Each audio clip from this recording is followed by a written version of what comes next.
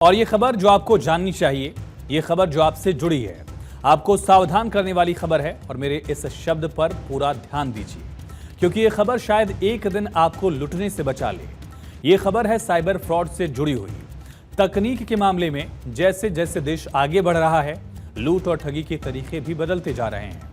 और अब वक्त के साथ साइबर फ्रॉड के मामलों में भी तेजी से इजाफा दिख रहा है। लोगों को आसानी से साइबर फ्रॉड का शिकार बना रहे अपराधियों का सबसे नया तरीका उनको शेयर मार्केट में निवेश का लालच देकर ठगी करने का है। इस मामले में देश की आईटी सिटी बेंगलुरु सभी से आगे निकल गई है, जहां से आए आंकड़े हैरान करने वाले हैं। बेंगलुरु में पिछले 4 महीने में शहर के लोगों को कुल 197 करोड़ रुपए का चूना लगा। इन 4 महीनों में बेंगलुरु पुलिस के साइबर क्राइम सेल ने कुल 735 मामले दर्ज किए। सबसे खास बात यह है कि इन मामलों में लोगों को सिर्फ निवेश के नाम पर फ्रॉड करके शिकार बनाया गया। हैरानी की बात यह भी है कि एक मामले में पुलिस रिकवरी करने में कामयाब नहीं हो पाई, एक भी मामले में, और सिर्फ 10% मामले में केवल बैंक खातों को फ्रीज किया जा सका है। यानी बेंगलुरु की बात की जाए तो साइबर सिटी अब साइबर क्रिमिनल्स का हब बन चुकी है। लालच को हथियार बनाकर लोगों को शिकार बनाया जा रहा है। बेंगलुरु में शेयर मार्केट के अंदर निवेश का लालच देकर लोगों को फंसाने वाले साइबर अपराधी तेजी से अपना जाल फैला रहे हैं। इस बीच सामने आया कि फरवरी महीने में बेंगलुरु के अंदर सबसे ज्यादा साइबर फ्रॉड हुए। खुलासा हुआ कि फरवरी के महीने में सबसे ज्यादा स्टॉक मार्केट फ्रॉड के मामले सामने आए। साइबर पुलिस ने मामलों की जांच के लिए स्पेशल टीम का गठन किया है। पुलिस के मुताबिक अकेले फरवरी 2024 में हर दिन स्टॉक मार्केट फ्रॉड से जुड़े 8 केस रजिस्टर हुए हैं। कुल 237 मामलों में लोगों से निवेश के नाम पर 88 करोड़ रुपए की धोखाधड़ी हुई।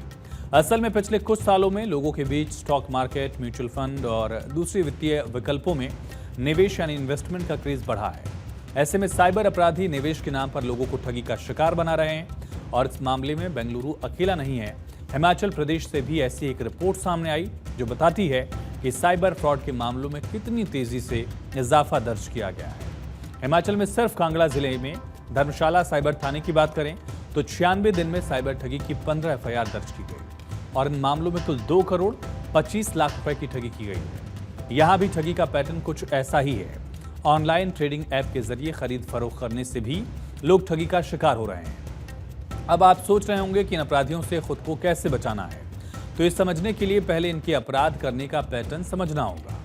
दरअसल सबसे ज्यादा ठगी होती है ट्रेडिंग ऐप के नाम पर।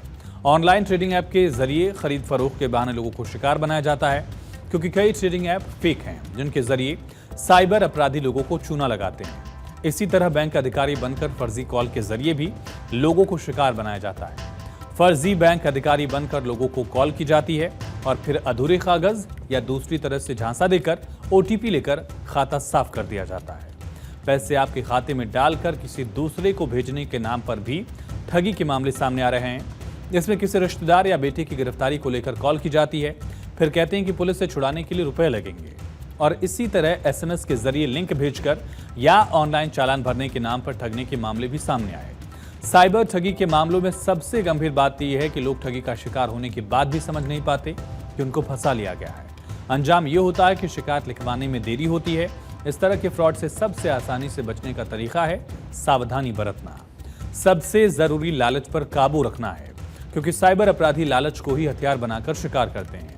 किसी भी अनजान लिंक पर क्लिक करने से बचें, क्योंकि साइबर अपराधी इसी तरह से फर्जी वेबसाइट या ऐप तक अपने शिकार को लेकर जाते हैं। बैंकिंग और वित्तीय लेन देन में हमेशा सतर्कता बरतनी बेहद जरूरी है। बैंकिंग करते समय आप पैसा भेज रहे हैं या रिसीव कर रहे हैं, इसका ध्यान रखें। अपने पासवर्ड को हमेशा सीक्रेट रखें और जितना हो सके मुश्किल बनाएं, क्योंकि पासवर्ड ही वो जरिया है जो डिजिटल दुनिया में आपकी पहचान करता है। साइबर अपराधियों से बचने के लिए सोशल मीडिया पर सतर्कता भी बेहद जरूरी है।